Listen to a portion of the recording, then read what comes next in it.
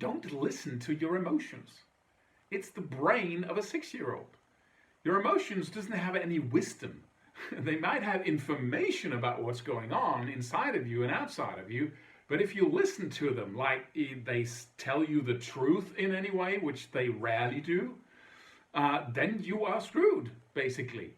So I've been, studying this for decades, and I couldn't find any answers anyway until it dawned on me that, we have this flight-fight response, right? We fight. How do we feel when we're in that fight mode? We feel angry, we feel aggressive, and the whole body changes so we can fight that fight. We don't feel pain as much. We can run much faster. Our muscles tense up. We have clearer eyesight. Basically, we become a war machine, right?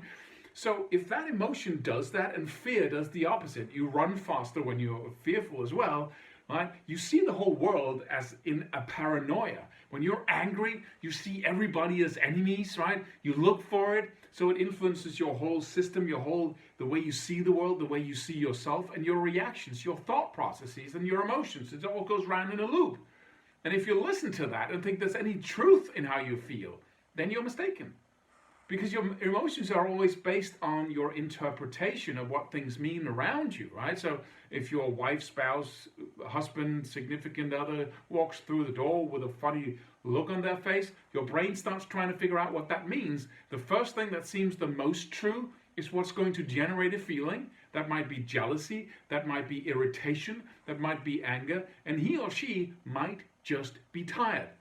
He or she might actually call for your warm heart and a cup of tea or a coffee, whatever, and you're already annoyed. And if we think we can listen to that as having any truth before we investigated whether our interpretation of what is going on is actually correct, then we're mistaken. And we're going to mess up our own lives constantly. Just take another example like jealousy, for instance. When you feel jealous, that's a very powerful emotion, isn't it? When you feel jealous, what do you want to do? If you turn that jealousy up to its max inside of you, what do you want to do? You want to kill somebody. You want to kill the guy who's, hitting on your woman, or you want to kill the man who's hitting on your man, right? Oh, sorry, that became kind of complex. But anyway, that could happen, right? But so it's an aggressive, murderous emotion. But in our civilized society, we know that it's all right to be jealous, but we should tone it down, and we can't go around killing people or, pulling them by the hair and chaining them to the bed. We don't do stuff like that. That's not civilized. So we're kind of shameful about feeling that way. There's a lot of feelings we don't like and that we're shameful that we're feeling because it means I'm not civilized. Yes, you are, right? And the idea that we can just suppress it and then act civilized is just an illusion again, because everyone can feel what's underneath what you say. Wouldn't you agree? So what it really is jealousy is giving you a message that you interpreted the situation as a threat to your love life, right? This guy talks to your girlfriend, your whatever, right?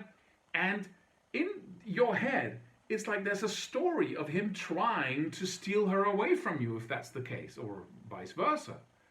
And before you actually question that belief that that's what's going on, you shouldn't trust your emotions, because you got an intellect and it's working constantly to figure out what things mean. What's the meaning of everything? Why does she look that way? Why does he look that way? And you have always, and your emotional system is like that. It tries to come up with conclusions as to what things mean in a split second. And it doesn't matter if it's stupid, as long as it's fast. So 2 white guys came up to me, hit me on the head. From now on, all white guys are dangerous, right? There was a guy with a hoodie, and he came in the store and he did some things that didn't feel good, so now I'm going to be afraid of everyone with a hoodie. That's how the brain thinks, and you can even know that that is insane, and you can still feel the fear. That's what you're dealing with, an idiot inside of you. I'm sorry, but no, it's my inner child, Claus. No, it's not your inner child. It's a lower level brain function that's used to fixing problems in the world on a caveman level. Fight, flight, kill them, eat them, right? And you can't use that in our modern day reality. It's much more complex than that. So you need to listen, of course, but don't listen for what it's trying to tell you, man. It's not trying to tell you anything. It's a reaction to a belief you have about what's going on around you, or who you are, or what the world is, or what is happening in the future or the past. So if we see our emotions as some kind of witness of truth, we're really mistaken. But that's what we do, because it feels like that, doesn't it? When you get jealous, all you can see is danger. It takes your brain over completely, and all you see is jealousy. If you are angry, all you see is something to be angry about, right? If you're happy, all you see is something to be happy about. Because you're in a hypnosis, the emotion is a physical reaction that prepares you for some kind of action. It has, wow, that's a lot of light there. It prepares you for some specific action that has a specific result as its outcome. Every emotion has this. Really think about this with any emotion, even happiness, right? It's meant for peacetime. Relax. Enjoy yourself. Recuperate. Be ready for the next time we need to fight and survive.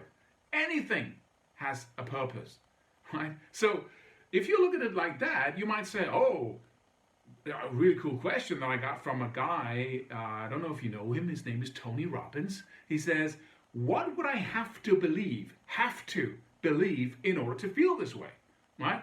That decodes and says, instead of thinking, oh, I'm angry because of blah, blah, blah, what would I have to be convinced of?